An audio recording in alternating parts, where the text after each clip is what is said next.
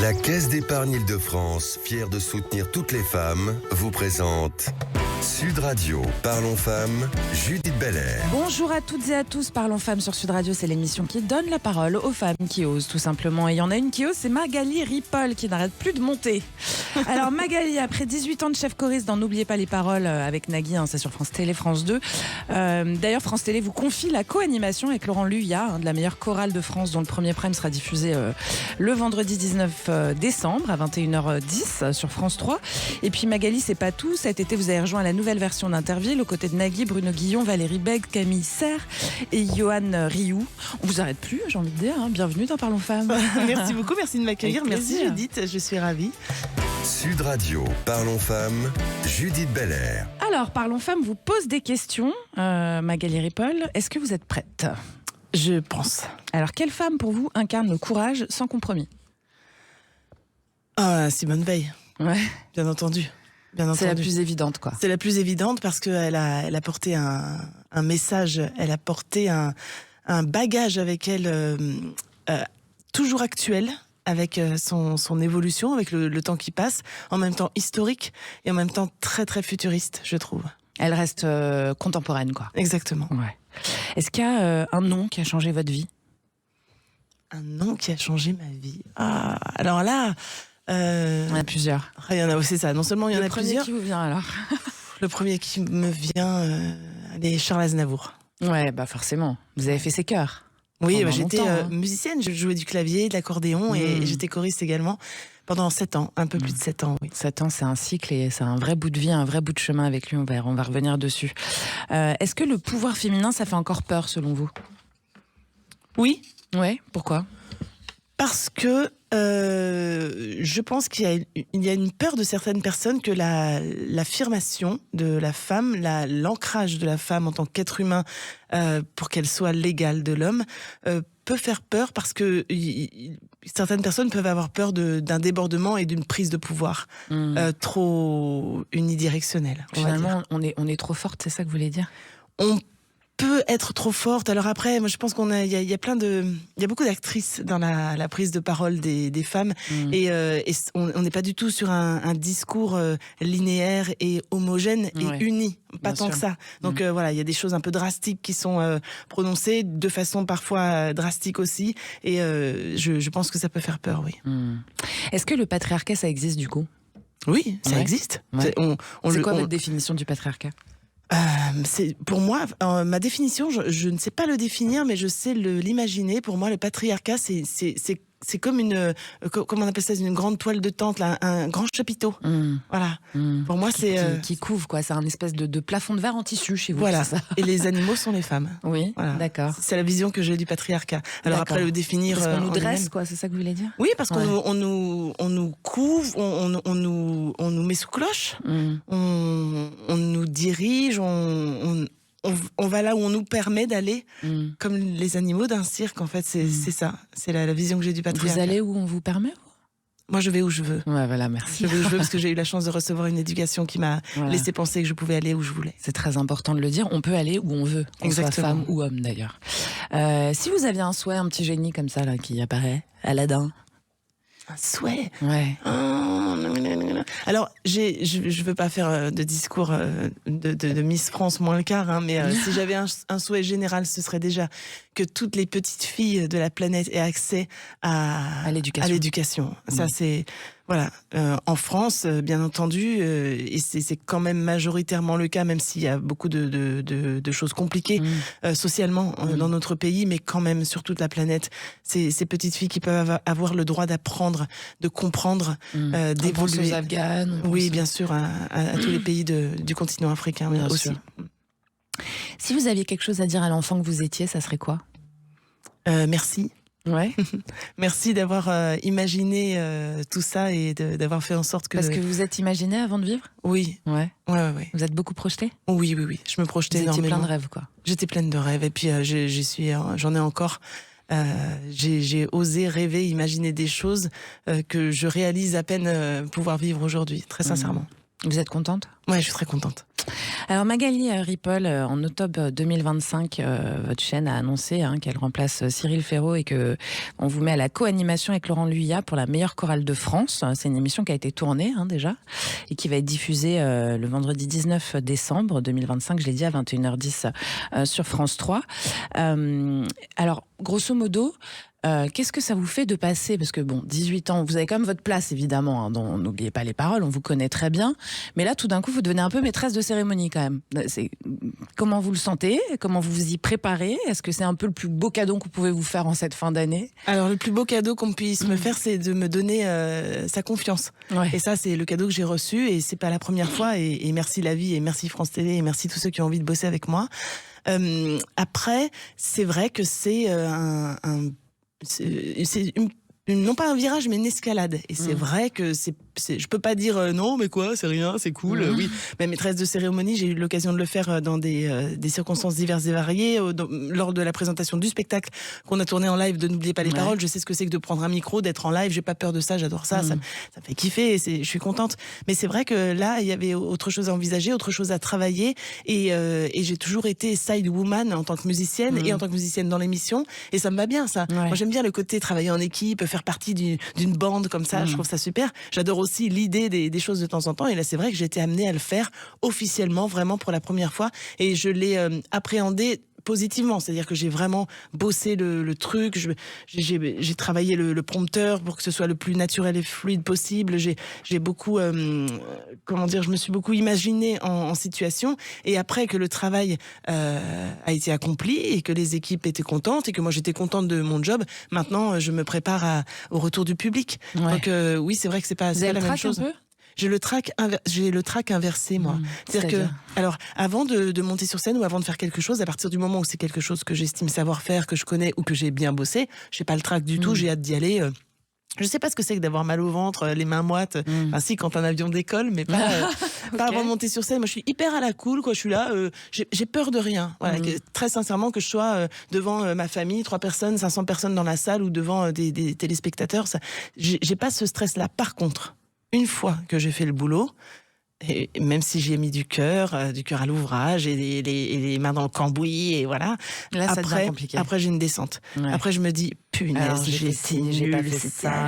Et j'aurais dû faire ça. Mais non, j'ose pas me remémorer des choses que j'ai faites. Je dis, j'aurais dû dire ça. Est-ce que vous regardez parfois ? Jamais. Et pourquoi ça vous dérange ? C'est oui, ça me dérange. Ouais, c'est compliqué. J'adore le faire. J'adore. Je suis à l'aise avec le fait qu'on c'est l'action qui vous va. C'est un peu femme d'action, quoi. Ouais. Je n'ai regardé aucun Interville. Jamais. J'ai rien regardé. Quand je vois N'oubliez pas les paroles, quand je suis chez mes parents. Vous n'avez pas envie de voir juste par curiosité, histoire de vous dire, tiens, là, je peux peut-être bosser ci, ça. Il faudrait le faire. Ouais. Et je vais peut-être être amenée un jour à le faire. Et il faut le faire professionnellement. C'est pas bien de pas se regarder. Parce que du coup, on ne faut pas se regarder trop non plus. Voilà, il faut se corriger. Trouver le juste milieu entre les deux, quoi. Mais moi, j'ai peur comment dire, j'ai peur de plus avoir envie d'y aller parce que je me trouve nulle, ou alors modifier des choses qui vont faire que je vais plus être naturelle. Ça me fait peur aussi. Moi, j'aime bien la spontanéité. Ça fonctionne jusqu'à maintenant. Mais c'était un sujet aussi. C'était un vrai sujet. Ouais. C'est un vrai sujet. Moi, j'arrive pas à concevoir le fait qu'on me regarde un objectif de caméra et qu'on parle à quelqu'un en lisant des phrases. Je comprends pas ça. Alors qu'en fait, c'est un vrai boulot et c'est super chouette de savoir le faire. Et j'admire celles et ceux qui le font. Et je suis sûre que vous vous en sortez très bien. Pas. Alors voilà, j'ai réussi à... on m'a dit que j'avais quand même un balai. Voilà. Parlons vrai sur Sud Radio. Mais on m'a dit, attention Magali, le balai, j'ai dit ok, paf, et j'ai bossé dessus, je me suis concentrée et j'ai fait disparaître. En fait, c'est comme tout, si vous bossez, si vous avez le bon cadre, après vous êtes bonne dans ce que vous faites. Et puis il y a la passion aussi, vous amusez bien dans ce que vous faites. Ouais, je m'éclate. C'est un vrai bonheur comme métier quand même. Il y a aussi, n'oubliez pas les enfants, qui va être avec Nagui diffusé le 24 décembre.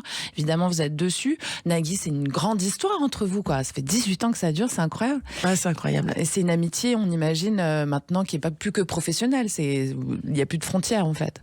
Le noyau dur, c'est l'amitié professionnelle, parce qu'il n'y a pas que le professionnel et il n'y a pas que le côté ami, bien entendu. Et c'est vrai qu'avec Nagui, c'est une longue et belle histoire, mais c'est déjà, à lui tout seul, il est une longue et belle histoire, parce qu'il a un parcours incroyable et c'est pas fini, loin de là. Après, c'est mon boss. J'adore. J'ai une grande admiration pour Nagui. C'est ce que j'avais pour Charles Aznavour d'ailleurs. Ouais. C'est mon moteur moi pour pouvoir bosser et y aller, et avoir envie de bosser pour quelqu'un. Il faut que j'aime et que j'admire cette personne. Et on se quitte plus avec vous sur France Télé. Hein. Vous serez aussi dans la soirée du 31 décembre de France 2 avec Héritage Goldman pour un medley. Ouais. Il vous adore chez France Télé. Je sais pas. C'est pas. En même temps, c'est un peu le fruit du hasard tout ça. Ouais. Parce que, ça fait très longtemps que je suis musicienne dans N'oubliez pas les paroles, donc forcément j'y suis un peu tous les jours. Je fais partie de la troupe, mais je ne suis pas présentatrice d'un programme qu'on voit tous les jours. Donc on me voit, mais en même temps on me voit parce que je me suis retrouvée aussi en tournée avec l'Héritage Goldman et qu'on a fait une promo pour cette émission fabuleuse du jour de l'an, et c'est une grande chance d'y être et pouvoir chanter ce medley avec ces super artistes, chanteurs et chanteuses. Donc là je me retrouve là pour ça. Du coup Cyril Ferraud lâche la présentation de certains programmes dont les chorales, et j'étais jury. Du coup je me retrouve là aux côtés de Laurent qui lui était membre du jury. Vous la aussi. proposez tout de suite? Assez rapidement, ouais. C'était un peu évident pour eux, quoi. Ouais. C'est assez Peut-être, logique. j'espère. Bah oui, non, mais avoir une artiste qui présente, elle sait de quoi elle parle aussi, en fait, j'ai envie de dire. Oui, mais c'est là qu'en même temps, j'avais vraiment ma place en tant que membre du jury. Donc, le fait de m'envisager en tant qu'animatrice, je pense que ça a été un switch aussi pour eux, et je les en remercie. Vous allez voir, comme on dit à la radio, une fois qu'on a le micro, on ne le lâche plus. Hein. Ah, exactement. C'est un grand bonheur. C'est comme le son de la radio, c'est très kiffant. Allez, parlons femmes, donne la parole aux femmes, vous le savez, tout simplement. On est en compagnie de la chef choriste, chanteuse et animatrice Magali Ripoll. Restez avec nous, on revient dans un instant, à tout de suite. La Caisse d'épargne Île-de-France, fière de soutenir toutes les femmes, vous présente Sud Radio. Parlons femmes, Judith Belair. Parlons femmes, c'est le micro des femmes libres. C'est tous les samedis à 13h30 sur Sud Radio. Vous êtes en compagnie de Magali Ripoll, la chef choriste de N'oubliez pas les paroles avec Nagui sur France Télé. Et puis à la co-animation avec Laurent Luyat de la meilleure chorale de France. C'est diffusé le vendredi 19 décembre à 21h10 sur France 3. Sans oublier une nouvelle recrue de la nouvelle version d'Interville. Vous arrêtez jamais, on l'a dit. Vous montez. C'est quoi qui va vous arrêter? Je sais pas. Sky is the limit. Exactement, sky is the limit. Bon, on va en parler quand même tout de même d'Interville, il faut le dire, parce que c'est un peu une émission qui fait partie de notre inconscient collectif à tous. C'est une sacrée aventure de participer à une émission de ce genre et d'y être maintenant reconnu aussi pour vous. C'est un truc de dingue. C'est là que Nagui est surprenant encore et toujours. Quand il m'a proposé de rejoindre la troupe d'Interville, il y a 1 an à peu près, j'arrivais pas, pourtant je parle souvent avec lui, mais je l'écoutais parler, j'arrivais pas à croire ce qu'il était en train de me proposer, ce qu'il était en train de me dire, quoi. Et on s'est souvent répété avec Johan Rioux, parce qu'on est de la même année, et on avait donc le même âge quand on était gosse et qu'on regardait Interville et qu'on était fan de Guy Lux et compagnie. On s'est souvent dit, mais c'est incroyable de se retrouver là. Il me prend les épaules, il me dit Magali, on est 6 co-animateurs, on est 6 sur cette émission, mais c'est incroyable la chance qu'on a. C'est énorme, 6 co-animateurs. Oui, c'est vrai que c'est une sacrée bande. Comment vous faites pour pas vous mettre des coups de coude ou vous marchez un peu dessus de temps en temps quand même? On se les met. Non, c'est pas vrai. Non. Alors là, justement, il y a un truc qui est très simple et confortable, c'est que les deux maîtres quand même de la situation, qui n'ont plus rien à prouver en tant que présentateur, animateur et voilà, tout ce qui concerne l'entertainment, on sait qu'ils savent faire. Bruno Guillon et Nagui, ils viennent aussi de la radio. Ouais. Et la radio, c'est hyper important parce que on s'écoute parler, soit on écoute l'autre. C'est comme une chorale en fait. On écoute l'autre et il y a pas de temps mort et on se passe la balle comme ça. Aussi, c'est très important. Il y a quelque chose de fluide, il faut bien articuler, il faut qu'on s'entende. Et en fait, ils nous ont beaucoup guidés dans cette direction-là. Alors, ce qui est intéressant chez vous, Magali Ripoll, c'est que vous avez la formation globale d'une artiste totale. Il y a le théâtre, il y a la danse, le chant, les percussions, les musiques latines. En fait, vous refusez la spécialisation. Et c'est quand même un truc qui existe en France. Alors ça, les barrières sont en train de tomber entre les différents médiums, mais quand même, c'est pas facile de savoir tout faire en France parce qu'on sait jamais dans quelle case vous mettre. On aime bien mettre les gens dans des cases ici. Oui, c'est vrai, on aime bien être catégorisé. J'essaye à ma petite mesure, bien entendu, mais de lutter contre ça. En même temps, c'est pas pour faire de la fausse humilité, mais est-ce que si j'avais, enfin, je suis un peu touche à tout parce que j'aime plein de choses. Si j'avais vraiment aimé quelque chose en particulier, peut-être que j'aurais été à fond dans une spécialité. Si j'avais été une performeuse de dingue, peut-être que j'aurais été à fond, puissance 10 000. Peut-être que justement, je fais enfin, comment dire. Faut pas se dévaluer. Hein. Non, je me dévalue pas parce que j'ai travaillé à fond ce que j'ai fait et j'estime que ce que je sais faire, je sais bien le faire. Et voilà, ça je l'assume. J'ai bossé, j'ai 47 ans. Ça fait 30 ans que je fais de la musique, même plus. Ça fait 40 ans. Qu'est-ce que je raconte ? Ça fait 30 ans que j'en vis. Donc voilà, non, il y a aucun souci avec ça. Mais peut-être que si j'avais été attirée par une spécialité, une matière en particulier, j'aurais été plus à fond dedans. Donc ça m'arrange bien en fait cet équilibre en disant ouais, en fait, on peut faire plusieurs trucs. Ouais, mais on peut tout à fait. On peut, ouais. Alors on va en parler du maestro quand même accompagné Charles Aznavour pendant 7 ans en France à l'international. J'ai envie de dire, quand on accompagne un artiste tel que cet homme qui est une espèce d'étoile dans le firmament, enfin qui nous écrase presque parfois par la beauté de ses textes, de ses chansons, etc. Est-ce qu'on a envie encore de travailler après ? Est-ce qu'il n'y a pas le goût qui s'en va quand on arrête de travailler avec quelqu'un comme ça ? Comment on fait pour re-respirer ? Si, c'est ça. Même moi, c'est ça qui s'est passé. Bon, c'est pas de façon aussi drastique, mais en tout cas, j'accompagnais des artistes en tournée. Vous avez bossé avec Lynn Renaud, avec Nadia, avec Laurie, avec Emmanuel Moir. Vous avez tout arrêté après. Richard Gottener. En fait, j'ai plus envie d'accompagner d'artistes après lui parce que là, on était au summum, comme je vous le disais tout à l'heure, de l'admiration que je lui portais. Il était comment ? Il était drôle. Adorable, non ? Il était adorable, il était drôle, il était très exigeant, il l'était envers lui-même déjà. Sur scène, avant, pendant les répétitions, c'était un monstre de travail. Précis. Très, très précis. Chaque geste. En fait, c'est ça qui est dingue, c'est que il était... comment dire ? On voyait bien qu'il ne jouait pas un rôle. Il était Charles Aznavour, avec sa personnalité qu'il a mise en avant. Et il a maintenu mordicus la direction dans laquelle il allait, quoi. C'est-à-dire que c'était Charles Aznavour. On connaît son caractère. C'est pas quelqu'un qui mâchait ses mots. C'était quelqu'un d'entier. Et donc, il y avait quelque chose de très spontané chez lui, de très brut de décoffrage.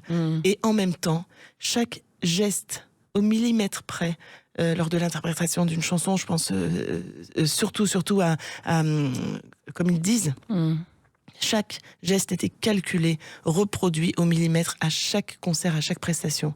Et pendant les répétitions, et son regard allait dans une direction sur tel mot et sur tel mot. Et tout était articulé comme ça, tout était ficelé, orchestré.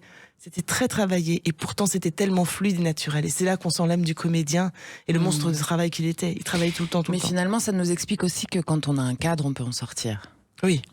Bien sûr. C'est vraiment ça aussi. Parce que vous, quelque part, vous êtes né dans une famille de musiciens, vous avez appris très tôt le solfège, à partir de 5 ans, je crois. Oui. Vous avez fait du piano. Votre vocation n'allait pas à un hasard et en même temps, c'est aussi une décision, quoi. C'est une décision, c'est-à-dire que l'un va avec l'autre, c'est un effet de vase communicant. Si mes parents n'avaient pas senti que j'étais autant attirée, autant séduite par le milieu de la musique et du spectacle, ils ne m'auraient pas autant accompagnée et forcée, entre guillemets, à travailler. Mais mes parents ne m'ont jamais forcée à faire de la musique, mais par contre, quand j'ai décidé que je voulais faire de la musique et que je voulais jouer ci, je voulais jouer ça, si je faisais pas mon heure de piano, je me faisais rappeler à l'ordre. Voilà. Donc ma cocotte, tu veux y aller, mais faut mettre de l'huile de coude, quoi. Voilà. Donc j'ai l'impression de m'entendre. Ouais. Bah, tant mieux. Enfin, je sais pas, moi j'aime bien ça. J'aime bien. Non, faut bosser le piano et la guitare, c'est important pour les enfants. Oui. N'est-ce pas les enfants ? N'est-ce pas les enfants, voilà. Ma fille, si tu m'écoutes. Non, je rigole. L'idée, c'est aussi que du coup, vous avez arrêté Aznavour et puis c'est comme ça que vous êtes arrivé à la télé derrière ? Comment ça s'est passé ? Non, c'était déjà un peu le cas parce que depuis 2007, je faisais partie de l'orchestre de N'oubliez pas les paroles et j'ai commencé à travailler avec Charles Aznavour en 2011. Ah d'accord. Donc en fait, j'ai toujours accompagné des artistes en tournée en parallèle de ce job dans N'oubliez pas les paroles qui continuait et qui se renouvelait à chaque fois et on était tous très contents. Mais l'emploi du temps, le planning fait quand même que les enregistrements étant très concentrés, sous forme de sessions, tous les mois, on a quand même du temps libre pour pouvoir non seulement répéter pour l'émission N'oubliez pas les paroles, mais faire d'autres choses à côté. Et c'est hyper important de garder cet équilibre-là. Et alors la télé, elle vous a quand même donné une notoriété nationale. Est-ce que vous faites arrêter dans la rue ? Est-ce que ça vous plaît, cette sensation-là, ou pas ? Alors, oui, c'est une visibilité en fait, cette émission énorme. Oui, je me fais arrêter dans la rue, je me fais saluer, mais ça me plaît, oui, parce que c'est toujours hyper sympa, quoi. Je veux dire, j'ai un rôle hyper cool. Je fais le clown dans une émission de divertissement. Je fais de la musique, je chante et je tape des mains, je saute en l'air, je mets des perruques dans une émission de divertissement en fin de journée, au moment où les gens ont besoin de se détendre. C'est à 18h40, c'est ça ? Voilà, 18h40 jusqu'au JT. Et je ne suis pas chroniqueuse politique dans une émission de...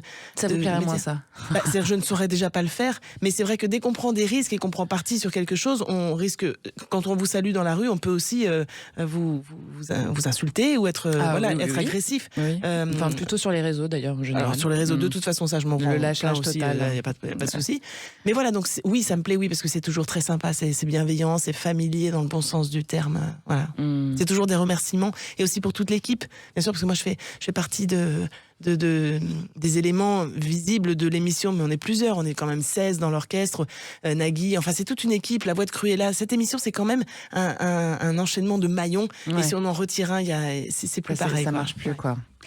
Si vous aviez un conseil à donner à une jeune femme qui a envie de se lancer dans le même type de carrière, de voix que vous, ça serait quoi? Vas-y, oublie que t'as aucune chance, vas-y, fonce. Non, pas du tout. C'est si on pense à ça, si on pense au fait que c'est impossible pratiquement au départ, vu le million de personnes qui veulent faire ce genre de métier, on n'y arrive pas. Mais en fait, il est possible que des millions de personnes fassent ce genre de métier. Alors des millions, peut-être pas, mais des centaines de milliers. Oui, mais il y a toujours entre guillemets des élus qui sont là au bon moment, ou ont poussé le bouchon un peu plus loin, ou oui, mais c'est ça qui fait la différence finalement. Oui, mais en même temps. C'est quoi le but ? Être vu à la télé, si j'avais voulu être vue à la télé et je suis visible à la télé, j'aurais pas fait ce chemin-là de musicienne, j'aurais directement été à la télé. Vous voyez ce que je veux dire ? Moi, c'est vrai que du coup, j'ai eu une chance parce que ça m'apporte des choses super, mais je fais ce que plein d'autres personnes font, sauf que ce que je fais, ça se voit à la télé. En fait, on est un orchestre de bal, sauf que on est un orchestre qui accompagne des candidats et on se voit ça se voit à la télé. Des orchestres de bal, il y en a plein, des chanteuses qui vivent de leur art et de ce métier-là, il y en a plein.